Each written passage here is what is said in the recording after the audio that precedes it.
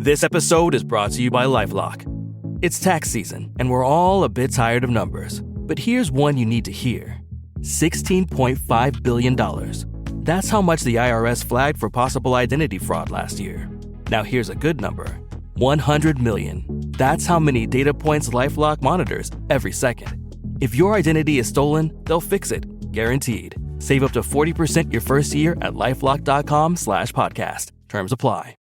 Hello, this is Simon Brew. I'm the editor of Film Stories magazine, and a very warm welcome to the Film Stories podcast. Come with me. And I show you how deep the rabbit hole goes. And movies that had stories. That the story just sucks them in. This is just the beginning. Stories. We would be honored if you would join us.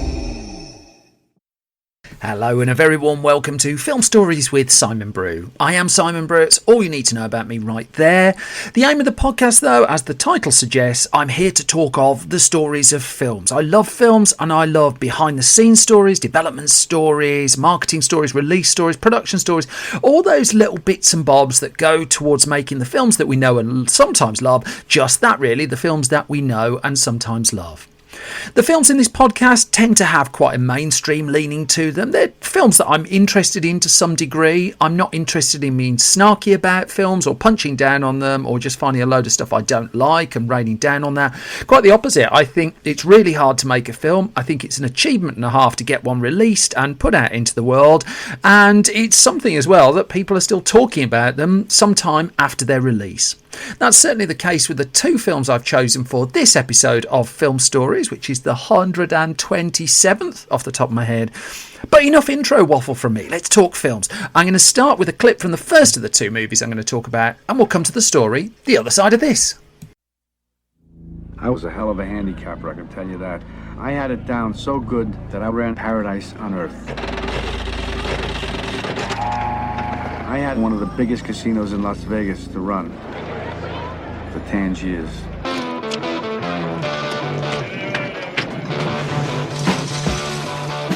You know, if I did it, I'd have to run it my way. Nobody's gonna interfere with you running the casino, I guarantee it. Nicky, you're a guy making a lot of money for us, so keep a good eye on it. All right. Look at this place. It's made of money. What do you think about me moving out here? I just gotta tell you, it's no joke out here. You gotta keep a low profile. Right off the bat, they don't like guys like us. That then is a clip from 1995's Casino, directed by Martin Scorsese. Scorsese co-wrote the screenplay with Nicholas Pileggi, on whose book the film is based, although the chronology of it I'm going to come to shortly. The cast for this one, well, what a cast. Robert De Niro, Joe Pesci, returning from Goodfellas, Sharon Stone, James Woods, Don Rickles, Alan King, Kevin Pollak in there, as well as many, many familiar faces, not least Scorsese's mother, Catherine Scorsese. She made an appearance in the movie as well. Now, the story of this one, well, it goes back to Nicholas Pileggi, as it happens, and Pileggi had, of course, written Goodfellas, which Scorsese successfully turned into a hugely acclaimed 1990 movie that just narrowly missed the Best Picture Oscar, losing out to Dances with Wolves. Pileggi pitched this particular story to Universal Pictures with the view that he was going to write a book, and the book could then become a film. Now, the research for it, it came into his head when he read a news report in a paper called the Las Vegas Sun, and it was about a domestic argument between two people, Jerry McGee and her husband, Frank Lefty Rosenthal. And Rosenthal was a big figure in the Las Vegas casino scene, and the two of them had a fight on the lawn. That fight on the lawn, as reported in the paper, would be the first newspaper article that Pileggi would show Martin Scorsese about the story. And as Scorsese wrote in talked about in the book Scorsese on Scorsese, published by Faber and edited by David Thompson and Ian Christie, excellent book, I'm going to cite it a couple of times. He says in that article, this incredible 10-year adventure that all these people were having slowly began to unravel, culminating in a husband and wife arguing on their lawn, with her smashing his car, the police arriving and the FBI taking pictures. And Pileggi worked worked back from that, and he dug into the real life stories of all the people behind it, and he slowly fashioned that into a story. Now, he began writing this book whilst the filming of Goodfellas was just coming to an end, really. So where are we? That would put us at the end of the 90s, the early 90s. And so after Goodfellas, Scorsese, well, he signed a 2-picture deal with Universal Pictures. The first of those 2 films was 1991's Cape Fear, that I've covered in a previous film stories. And then he went off to make a film for someone else. He went and made the period drama The Age of Innocence. And once that was completed and ready for release, he was scouting around for what his next project would be. Now, at the time, he was linked with a film with Warren Beatty. Warren Beatty was set to produce and star in a movie called Oceans of Storm, which would have been an astronaut love story. Beatty projects traditionally take a very, very long time to be realised, and I would imagine that was ultimately the heart of one of the reasons, really, why Scorsese did not make that film. Instead, he went back to his Universal deal and was set to make Clockers, written by Richard Price. He would reunite with Robert De Niro on the project, and that was getting to a point where it was ready to go. But then the Casino project got Scorsese's attention, and he would exit Clockers, and as Spike Lee would talk about in an interview in the book The Directors by Robert Emery, that Spike Lee didn't understand why Scorsese dropped out of the film. There wasn't any snark or nastiness to that. I think he was glad that he did. Scorsese would instead executive produce Clockers, and Spike Lee would step into the director's chair and bring Harvey Keitel onto that film instead. And as a consequence, De Niro and Scorsese would go on to work on Casino, what would become Casino instead. That would be their 8th collaboration off the top of my head, their 9th being the most recent, it was last year's The Irishman. So Universal was, of course, interested. This was Scorsese going back to fertile turf, really. It was going to be a mob drama, lots of very colourful characters. And it got down to the point where they needed to put a screenplay together. And that work really began in heavy earnest in 1994, to the point where the original plan that the book would come out first and then the film would be adapted from the book, well, that had to be shelved. Got a bit Game of Thronesy there, in that what would ultimately happen is Pileggi would not finish the book until after the film had been written, and as a consequence the book would come out afterwards. Instead, what happened is Scorsese and Pileggi, over the course of many months, they worked hard on the screenplay together, working with the problem that this particular story was all based on real characters, and that brought with it complications. Those complications meant that they needed to change names. In some cases, they needed to change location as well. They knew that this had to be a Las Vegas story. They knew they were basing pretty much every character on a real person. What the appeal to Scorsese was about this particular project was, in part, apart from that opening on the lawn and how that got him intrigued of basically going back into that story, he also saw it as an Old Testament story, the idea of gaining paradise and losing it. And so between the two of them, Pileggi and Scorsese, they put together in the end, I think it was 16 drafts, according to an article in Premiere magazine from the mid-90s. Again, I'm coming to that shortly. The fight on the lawn was the starting point of draft 1, and that was originally how the film was going to start, before the decision was made to start with the huge car explosion that we get instead. Just to give a flavour too of the efforts that were needed just to distance it slightly from real life people and locations, it's worth noting that even though real life events that you see in the film took place in the city of Chicago isn't mentioned. There's a point in the film where a little card comes up that says back home when characters go back home in Chicago, but they couldn't use Chicago, which is why they weren't allowed to name Chicago, which is why it comes up as back home. At the start of the film too, it says adapted from a true story instead of based on a true story, and these were all concessions that needed to be made, really, just to put enough distance to give the film some legal protection. I mentioned Premiere Magazine just a minute or two ago, and in issue 37 of the UK edition of Premiere Magazine, they printed Martin Scorsese's pre-production diaries for Casino, and there's some really interesting stuff in there that allows me to go into very precise detail of dates for just one or two things that are happening in the build-up to the film, and it details those diaries, a date, June the 24th, 1994, where Scorsese was deep in pre-production, and on that day he'd scouted a location in the desert for a meeting between the characters of Ace and Nicky in the film. Now, it was pretty much assumed from the off that Ace was going to be played by Robert De Niro and the character of Nicky by Joe Pesci, and Pesci really wanted to take on the role of Nicky, as the story goes. And Scorsese found a location out in the desert, and he decided on the spot there to use a crane to shoot it because he wanted to frame that particular sequence like a western. He was taking influence from some of the classic westerns when putting some of the desert stuff together. But also to give an idea of the sheer amount of multitasking that he was having to do, that same day the film's producer, Barbara DeFina, she got in touch with Scorsese, and they were having a conversation, even though they were deep in pre-production, about whether the film was even greenlit, whether Universal had said officially yes to it. And Scorsese was told that it was 99% confirmed that it was greenlit. That's what Universal had told Barbara DeFina.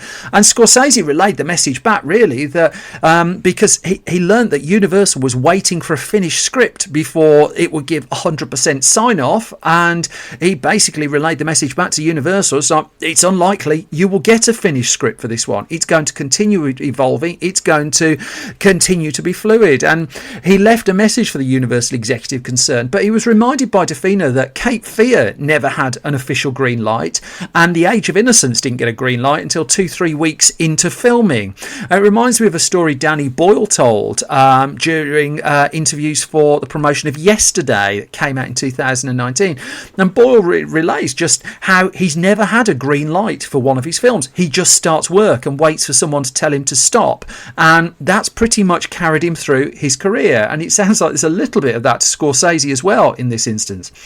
On that very same day, there were updates on the casting of the pivotal role of Ginger, the lead female role in the movie. Now, DeFina relayed to Scorsese in their conversation that some of the actors that the director had considered for the role of Ginger were resisting reading for it. They didn't want to put themselves on tape. They didn't want to effectively audition for the role. But Scorsese was insistent that they must, and he was talking with some pretty A-list acting talent here. He was insistent because he just felt, and he relays this in the book Scorsese on Scorsese, that he needed to know how they sounded, and also that in the role, when it came to it, that they would let loose a little bit. Now, some of the whilst the book Scorsese on Scorsese doesn't name names, and nor am I don't have insider knowledge over who was reluctant to read. It's pretty well known that there was some high profile alternatives to Sharon Stone, who was high profile herself, of course, on the wish list for the role, and names such as Rene Russo, Michelle Pfeiffer, Cameron Diaz were in the mix. So there's one story that suggests Michelle Pfeiffer turned the role of Ginger down, in fact, citing similarities to a role she'd already played in Brian De Palma's Scarface. Ultimately, Sharon Stone was the choice for the role, but this wasn't an entirely straightforward process. She had sprung to fame at this point off the back of Basic Instinct. She'd pocketed a sizable amount of money for making Sliver as well, and she was one of the go-to Hollywood actors for lead female roles at the time, particularly in big movies. But she was still said to be a bit of a casting gamble, that she'd not really been fully tested in a major Hollywood drama, not least from a director of the calibre of Scorsese. That's no slight on the director she'd worked with to that point either. In this particular instance, her first 2 auditions for the role of Ginger were reportedly cancelled, and she thought that this particular role wasn't to be, to the point where she turned down a further audition until Scorsese specifically sought her out and asked her to try again. And so, well, not asked her to try again, but asked for the meeting to happen again, and it duly did. And ultimately, she would be cast in the role, and it would be a really difficult role for any leading actor to take on. She really had to work heavily at it to get it right. We'll come to that just shortly. Scorsese, going back to that same day, 24th of June 1994, also talks of the horrors of scouting casinos to use in the film, because he knew he needed to work in a real casino to make this look authentic. He was staying at a suite in Las Vegas at the time, and he did a day of scouting casinos. He didn't enjoy the casinos by the words that he uses in his journal. He's pretty damning of the experience of being in one. In the midst of it all as well, he was executive producing a film director Alison Anders called Grace of My Heart, which you may have heard of. It's well worth seeking out that movie. And so he was negotiating over the budget for that, and making sure that project was going. The studio was checking that he was okay with the script of that, and he was juggling all of this at the same time, whilst also ordering prints for his private collection of Dr. Zhivago and Forbidden Planet. One more thing in the mix at that time. He was concurrently in the midst of making a documentary on American cinema for the British Film Institute, and he was going to have to slot in and around the making of Casino, recording some 4 hours of voiceover for that documentary. He was getting, by the looks of it, a little bit stressed. Now, the cast and crew was nonetheless coming together. There were one or two little blips. The story goes German cinematographer Michael Bullhaus was in line to shoot the movie for Scorsese, but instead, when the film just was taking a little bit longer than planned to come together, he went and accepted a job making the film Outbreak, which I'll come to in a future film stories, and thus Robert Richardson would come in and shoot the film. Crucially, Scorsese's regular collaborator and editor Thelma Schoonmaker was on board this one, and again her work here was pivotal to the final cut of the movie and the shaping of the ultimate film. Also on the credits list for this one is the brilliant Dante Ferretti doing the production design work.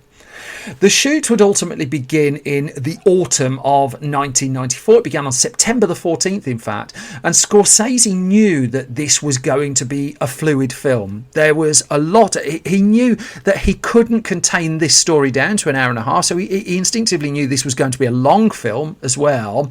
As a consequence, there was a lot of footage to get, and the logistics of the assorted locations, because it's a very location-driven picture as well, meant that there was no chance of shooting in anything close to continuity order. As a consequence, they would jump in between locations, do it often on the same day, and there was a lot of work to get in. Rehearsals, in fact, were taking place as well, right up to the day of shooting. Dialogue was still being tuned, and crucially, Robert De Niro and Sharon Stone were working really, really closely together. De Niro was said to be particularly helpful in helping Stone prepare for the role and the particular rigours of it. And I think Sharon Stone's performance in the film is terrific.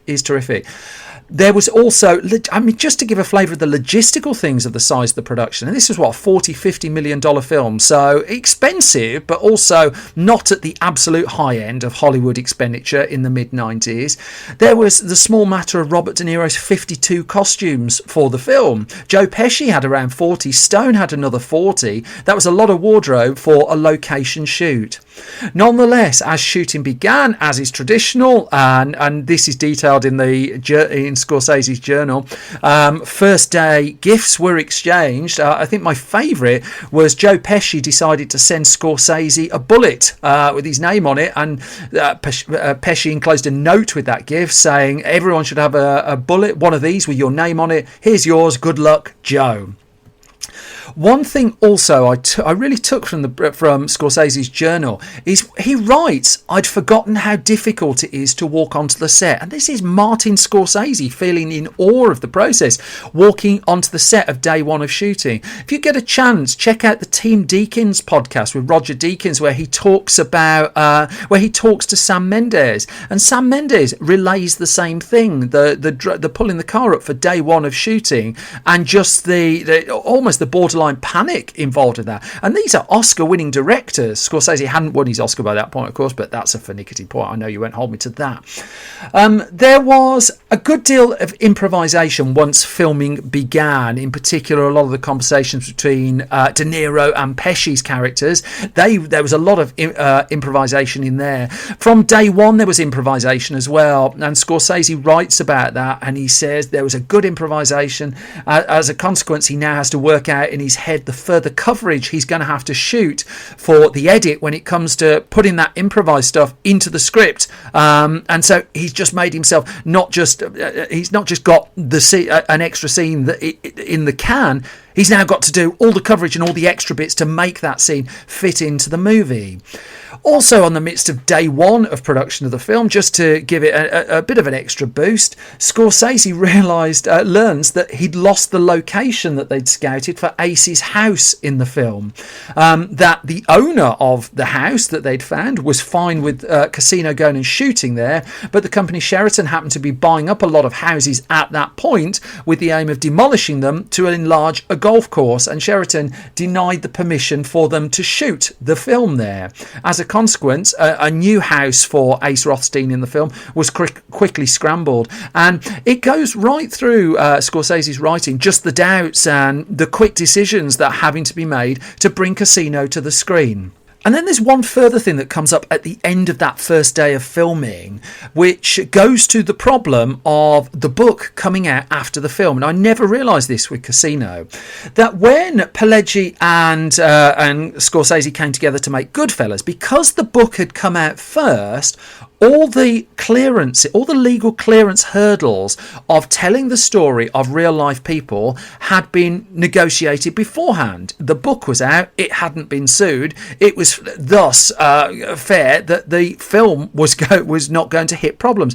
Casino was out before the book though, and as a consequence, lawyers had eyes on the screenplay for the film. I'll put a little bit more of this on the Film Stories website, but as a consequence, lawyers were sending Scorsese script changes for Casino, that they kept having to make these changes for clearances, and in the end he got a list of around 40 changes that the lawyers asked him to make to the screenplay of the film on the first day of shooting. You'll be surprised to hear that Scorsese was not having that. He writes that he circled 5 or 6 that he'd entertain, but if it came to it, he'd rather just shut the film down, and because what's the point of making it if it's just going to be neutered by the legal department rather than for any kind of creative reasons. He did get his way in the end, but the day one turned out to be 18 hours long with 6 or 7 different scenes shot, but it was a very, very tricky opening day and a real glimpse to just how exhausting the movie was going to be to make. Filming, after all, was going to run through until January of the following year. Just to give a few flavours of just some of the things they were up against on set as well. The casino sequences were shot on location at a real casino. It's the Riviera in the end that doubled as the fictional Tangiers in the movie, but there was a real operating casino, and thus they had to limit their time there. They were given permission to shoot at the Riviera between 1 a.m. and 4 a.m. in the morning. So the whole production was on some degree of night shoot.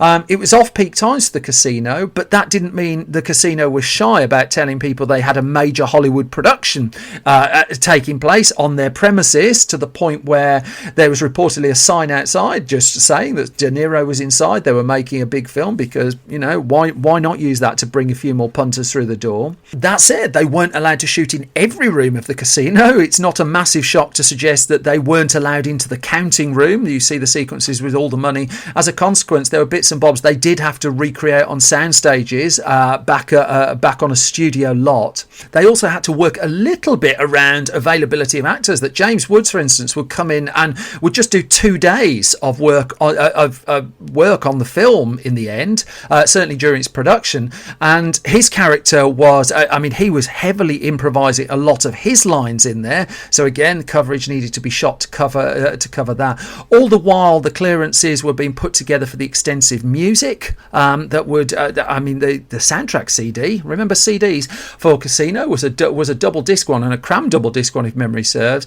So the film was spending $1 million on costumes. It was spending a fair whack on the music as well. And then Scorsese threw in a scene to shoot as well, which he thought, there was a bit of gamesmanship to it. I quite like this. In that, one of the most memorable sequences in Casino is the moment where Joe Pesci's Nicky puts someone's head in a vice. And Scorsese was thinking, if he shoots this will be something to offer the Motion Picture Association of America if he needs to get the rating down, that he wasn't utterly married to the sequence and he knew it was one he was likely to have to sacrifice. Into post-production then, and this was challenging because Schumacher and Thelma Schumacher and Scorsese, they worked incredibly hard in the edit room and they leaned on their experience in documentaries, certainly in piecing the movie together. This was going to be a long story, and Scorsese would say that he felt he could make 10 films about each of the individual characters in the film, so he wanted to squeeze as much into the final cut of Casino as he could. But he was also open, and he didn't see this as a problem, but he knew it was the challenge, that there's lots of story in the film Casino, but there's not a lot of outright plot. As a consequence, when it came to editing, there was a lot of shuffling and trying different things, that there were scenes that were moved around the film constantly during post-production. The voiceover in the film, well, it's constant in the final cut of it. For the first 30-40 minutes or so, there is a lot of voiceover in there. That originally wasn't the plan, that the voiceover was a bit more scattered throughout the film, and a lot of the exposition you get at the start was also later in the movie. However, they realised they needed to explain a lot of stuff up front. They needed to set the scene. So once they'd done the car explosion that you get at the start of the movie, I won't talk more about that for spoiler reasons, they moved the voiceover up front. But what Scorsese liked about that was how the voiceover then also allowed him to let us in on the secret thoughts of the characters. Saul Bass came in to do the titles. It's worth noting that. A legendary title designer. This would be his last titles, and they really are quite something. The Motion Picture Association of America then, the film was submitted to get its rating, and it got the NC-17 that all expected concern. For those unfamiliar with the American rating system, NC-17 means nobody under the age of 17 can watch it, but more tellingly, it means the major American movie chains will not show the film. You need an R rating to get into the mainstream theatrical circuit in the US. But one sequence the MPAA didn't want cut out was the head in the vice sequence, the sequence that Scorsese had shot to offer up in case he needed to get the rating down. Well, they weren't interested in it. They didn't want to touch that at all. Instead, various bits of graphic violence would need to be taken out. Scorsese would himself tame the vice sequence, the head in the vice sequence slightly, but that was his choice, not at the MPAA's insistence. And the film was ready. The final cut was ultimately in place for the release on November the 22nd, 1995, which is when Casino debuted in American cinemas. It was a success as well, that the film had cost 40-50 million to make, and it opened to good, not great reviews. There's always been a kind of tag around Casino that's a bit Goodfellas light. I think that's a bit unfair. I do think the last third of the film takes it off, where it zeroes more in on the relationship between Ace and Ginger. I think that takes it off in very different places. But an American domestic take of $42 million, an international gross of $73 million, and a worldwide gross of $116 million. Well, Universal was pretty happy with that, not least when the film also got a little bit of Oscar attention as well. It didn't reach the heights of Goodfellas, but then what does reach the height of Goodfellas? But Casino remains, it remained for a long time the last collaboration between De Niro and Scorsese. But I also think it's probably a better film that it tends to be given credit for. I do think there's more in the tank than Goodfellas light, certainly. I do also think it's one of those movies well worth a revisit if you've not visited for a while. Which brings me to the halfway point of the latest episode of Film Stories. I'm already overrunning. That's how much I'm waffling, so I'm going to talk fast. If you like this podcast, it helps me enormously as an independent podcast producer if you could subscribe to it at your podcast repository of choice. Likewise, if you can leave ideally a hugely positive review as well. It's these things that really give me traction with posh places like iTunes and things like that. And apparently these are the things that make its algorithm sit up and take some degree of notice and give me a chance of bubbling up amongst all the very big companies I seem to be listed with. It's without you, I wouldn't be here, and I hugely appreciate your support. Likewise, I have print magazines, Film Stories print magazines. Current issue of Film Stories Monthly has Brian Blessed and a very sweary interview on the in that one. And then Film Stories Junior is the world's only print magazine for under 15s, print film magazine for under 15s, primarily written by them as well. Find out all about that, www.filmstories.co.uk. Now, though, I'm going to crack on with the second of the two films I'm going to talk about. I'm going to move forward to 2011. Going to play you a clip. Again, I'll come to the story the other side of it.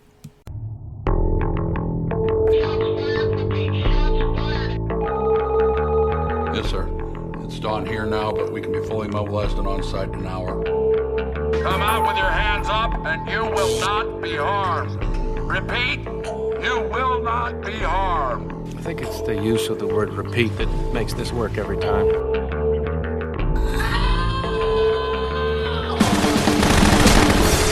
never saw the hand of God so clearly in all my born days. Those government people, they're gonna kill you too. You get down on your knees and pray. You said this was gonna be a simple in and out, sir. Talk about fear God. I fear God. That then is an extract from 2011's Red State, written and directed by Kevin Smith. The cast for this one headlined by Michael Parks.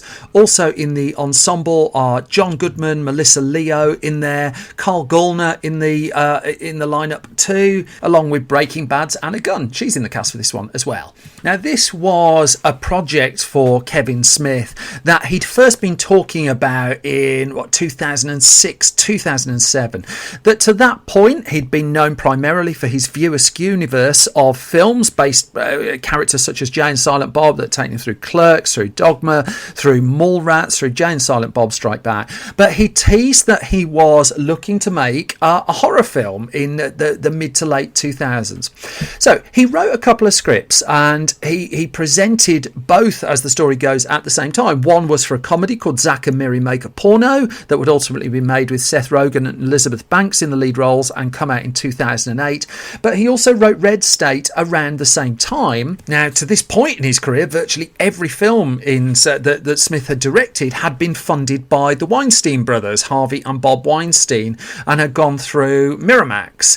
But in this particular case, the Weinsteins liked Zack and Miri Make a Porno. They didn't like Red State. They thought it was too dark, more quite, and less likely to be a hit. Smith had hoped that they would agree to greenlight both films so he could make them both roughly at the same time. Instead, they just went with Zack and Miri. And the expectation for quite a while was that Zack and Miri Make a Porno, starring Seth Rogen, of course, at the point, only a couple of years after Knocked Up, and thus when he was regarded as a huge comedy box office draw, well, the expectation was that Zack and Miri would be a huge hit. And, of course, history had different ideas, and it was quite the opposite of a huge hit and would really be a bit of a catalyst for changes in Kevin Smith's career at that point. After Zack and Miri Make a Porno, he was hired to direct a film called A Couple of Dicks, which was going to star Bruce Willis and Tracy Morgan as well. He duly went and directed that film, his first big studio feature, his only big studio feature, a film that he hadn't authored, a film with a movie star in the lead role. It would change its name ultimately to Cop Out, and it would do okay business, but he's probably the least liked of Smith's comedies to this point. point, and there were lots of stories around that. In particular, Smith and Bruce Willis, you could charitably say, didn't particularly get on. But one of the things that it opened Smith's eyes to was how marketing was done at a major studio. Not just the cost of it, but also the skill involved in it, that it brought him into the world of Sue Kroll at Warner Brothers. Kroll is a legend in movie marketing circles. Just look at something like the campaign that she did for Ben Affleck's The Town, for instance, and how that turned into a big hit on her watch. But there are several examples of that. So Smith was able to watch her and pick up lots of tips, really, for how to market a film. Cop Out came out, and this was around the time when Smith was putting a limit on the number of films that he was going to make, and so he decided to do something a little bit different, and he decided to push forward with Red State. Now, as I said before, this was a project he'd first broached. I think it was in 2006 he first mentioned it, but also he first publicly talked about it in an interview in 2007 with Rotten Tomatoes, where he'd been hinting he was going to do a horror movie inspired by the real-life Westboro Baptist Church, and thus he put the screenplay to this one together around that time. So the script was ready about 2007, but also he was juggling other projects as well as Zack and Miri. There was an ice hockey film that he teased wanting to make for some time that went by the name Hit Somebody. Hit Somebody would then metamorphosize into a television project for a while before ultimately being dropped from Smith's slate. Whether or not it ever comes back to life remains to be seen. But by the start of 2010, he was out on the press tour for Cop Out, that he was travelling the world promoting this big Bruce Willis comedy. And for the first time, he was openly talking about a different way that he was planning to finance Red State, that he'd been struggling to get the money together for this film, that it's bleak, that the bleakness of it kept coming back as a major problem. No one in studio circles was particularly looking to fund it. And even though this was set to be the most economical movie that Smith had made, certainly since, you have to go back to something like Chasing Amy to find a film that he would make for a price this low, there weren't that many people looking to put their hands in their pocket. And so in press interviews, after the Weinstein brothers had formally passed on Red State, Smith gave an interview where he was basically suggesting some kind of crowdfunding mechanic. This was well before it became a bit more common for Kickstarter funding of films, but the idea that fans could put money into the movie and that he could raise the relatively modest budget that he'd need for the film that way. What's surprising is just how badly that went down. That it would be a little while before we saw, for instance, the Veronica Mars film, which came to life via crowdfunding, was able to raise several $1 million, and there's some controversy over that movie when it was then picked up by a studio in spite of being crowdfunded raised. But at the point he suggested this at the start of 2010, it was a million miles away from what people were doing. And there was an article in the excellent website Bloody Disgusting, which just kind of caught the tone of how people felt about it. And the article read, quote, "Excuse me, I must be in the twilight zone, because the last time I checked, you're the big time director and we're the ones who've given you a career. Now you want a handout. What are you, Toyota?" the article reads.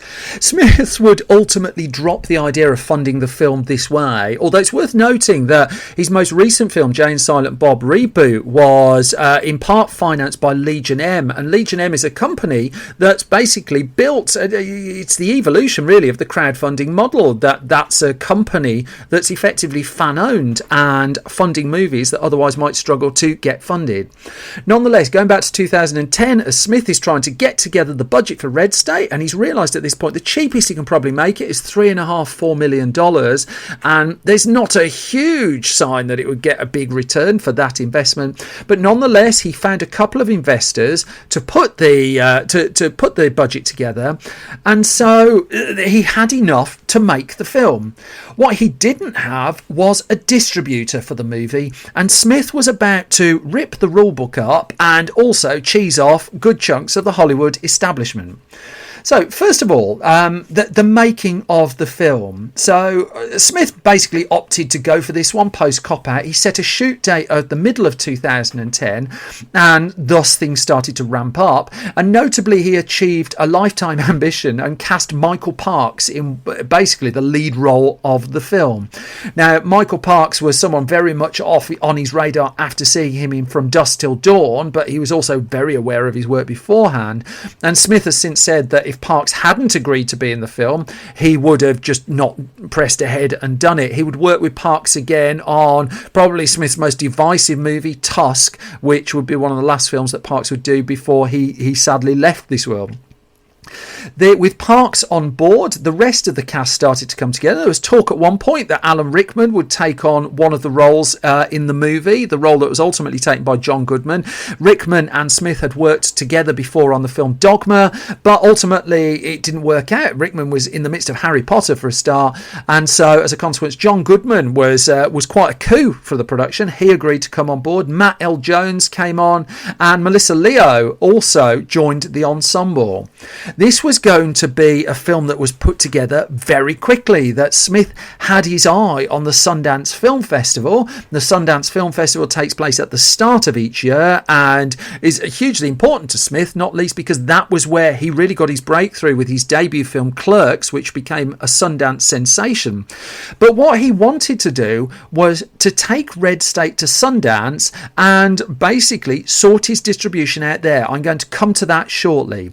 Just in terms of the physical production of Red State, Smith kept it modest, that he shot the film in Los Angeles, where he's living, and he shot it between 21st of September 2010 and the end of October 2010. In all, there are said to be about 25 days of shooting. He would shoot the movie fully in sequence, not least there's a scene, a prolonged scene in the film that he was able to do pretty much in one go. He would also, as he regularly does on the films, he would shoot during the day and then he would edit the film overnight, and thus he'd be able to come back and show his cast elements of the movie as they were going along, so they'd be able to see and tune their performance as necessary. What it also meant is when the film actually wrapped up, at the wrap party for the cast and crew, Smith was able to show them a complete cut of the movie, including the end credits. Incredibly rare. His first director's cut was basically in place by the end of October 2010. It didn't have any music in it. There isn't music, there isn't score to the film, just the music that's played within the movie itself. So it does have some music, but not the traditional kind of movie score music. And thus Smith went about drumming up support for his new independent film.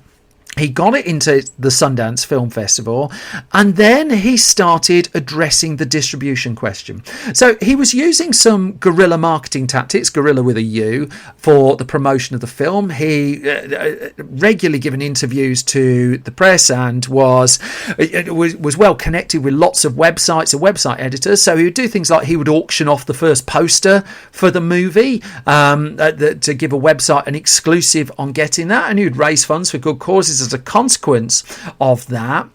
He would also, though, reveal this way his plans for how he was going to sort the distribution rights of the film. That he said he was going to take the film to the Sundance Film Festival, and he would basically auction the rights in the room after the first screening. Now, Smith, of course, has a network of hugely popular podcasts, has a huge presence on social media, so he was drumming all of these avenues to build up interest in the film, and thus at the Sundance Film Festival at the end of January 2011, the first screening of the film was the premiere screening for the industry was presented.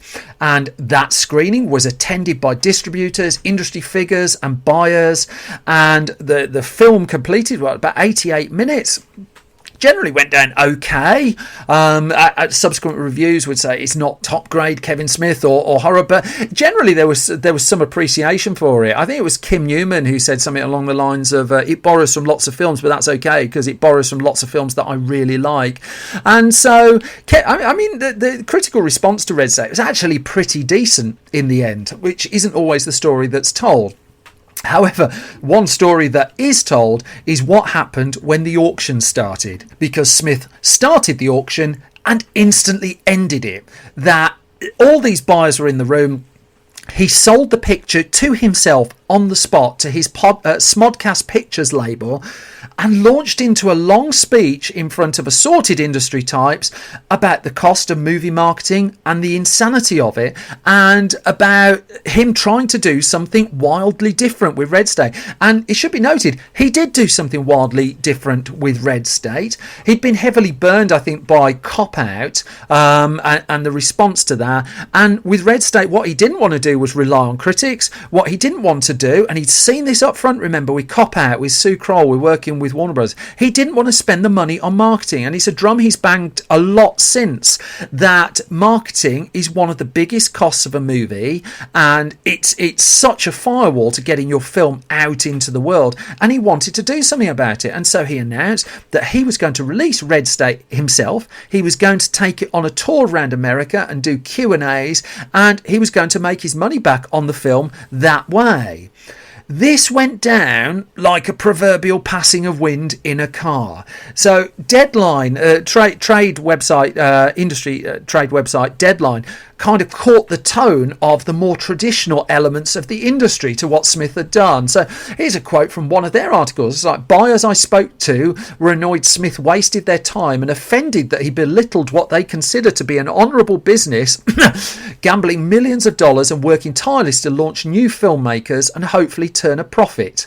As one prominent buyer said, he stole 2 hours and insulted every one of us. Another said, we were told this was an acquisition title. We all brought our teams. We could have spent that time evaluating some other movie.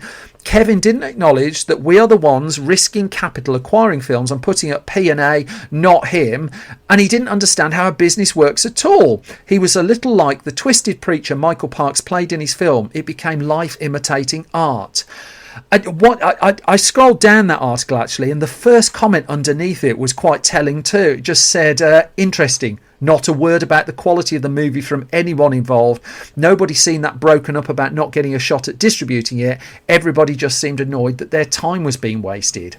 Smith knew that what he'd done was a high stakes gamble, but also he had a few chips in his pocket here, because he didn't have a massive inclination to work in the traditional Hollywood system again. He'd taken a glimpse at that, didn't like what he saw, and he had valid points about the cost of marketing a film. He also knew that already his shows were popular, that his live shows, that he could go to arenas, that he could go to big rooms and sell them out, and he figured that he could do that again with Red State, put on a premium price to see the film as well, and then get a Q&A afterwards. He'd built up the audience that would do this, and he knew that by doing an old-fashioned roadshow tour of the film, the chance of getting that $3 to $4 million back was suddenly higher. But also, the film, even before, 3 months after completion, so even before a lot, the full release had been completed, it had brought in $5.5 million. It had brought in that from pre-sales of the tour, from video-on-demand rights that were sold in the US, and from foreign sales. And because he didn't have to fork out for the marketing of the film, Red State was in profit within months. And as a consequence, he put into place plans to expand what he wanted to do with Smodcast Pictures to release films that others wouldn't release. And he did release a few films that way. It's just the films didn't make much of a spark. But that kind of goes to the point, I think, that he was trying to make. Whatever you think, whether you agree or disagree with what he did, indie filmmakers such as Richard Kelly, Quentin Tarantino, they were far more supportive of the gamble that he'd done. And as a consequence, the Red State tour sold out on the whole pretty quickly. Now, in the UK, as it happened, the film did get a press screening, which it didn't get in the US, and it did get a theatrical release. But the press screening itself, well, I was working for website Den of Geek at the time, and we were due to go and see the film at the first press screening. Kevin Smith got wind on Twitter, partly because of a tweet that Den of Geek put out, I think that was me that did it as well, that there was a press screening going on, and he rang the UK distributor and asked for that press screening to be cancelled, because he hadn't been made aware of what the UK distribution plan was at that that point. Now, it would all be sorted in the end. Press would be invited in. He'd come and do interviews, etc., etc. But he was very keen to establish, if you wanted to see Red State, you paid to see Red State, whether you're a critic or not. And on the whole, around the world, that's how it played out. Now, reviews were mixed, yeah, sure. But for Smith, the experiment worked. That he burned some bridges. I think some of those bridges would be pretty impossible to repair. But what it's taken him down a path of, and remember, he was on the verge of retiring from making films at this point. He's obviously been through a lot since. I recorded a podcast with him that's in the archive where around the release of his most recent film, Jay and Silent Bob Reboot, where he talks about nearly losing his life. And he's reinvigorated directing films at the moment, but he's also doing it outside of the system. He's still taking them on tour. He's still cutting the marketing costs out of the distribution of his films, and as a consequence, his films are generally making profit. One other little bit, just going back to the Westboro Baptist Church basis and foundation for the film. If you go back to the film Dogma, Smith was infamously joining in the protests against that film, that no one really knew him at that point, and thus there were heavy protests against that film, and he was on the picket line with the protesters, and it was great publicity for the film. In the case of Red State, the Westboro Baptist Church had planned to do a protest of Red State at the Sundance Film Festival, and Smith just organised a counter protest at the same time, and as a consequence the counter protesters outnumbered the number of protesters, and again it raised the awareness of the film still further.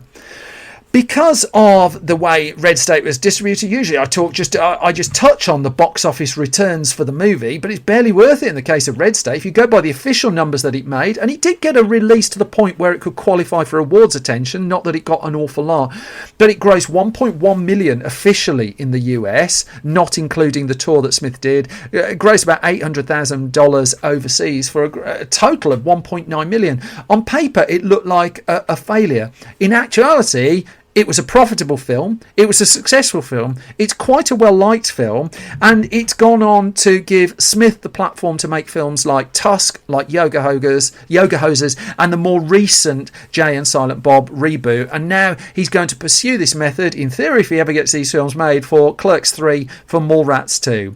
It's an eye-opening experiment. Smith gambled his career heavily on this. He didn't fully get away with it, but he more than made his point, and he did open up a new path for his own filmmaking. And in the case of Red State as well, you know what? It's a pretty good film.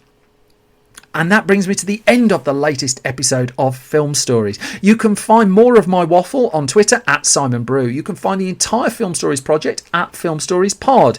We're on Facebook, facebook.com/Film Stories Online. We're on YouTube with exclusive video Film Story stuff there. That's at youtube.com/Film Stories.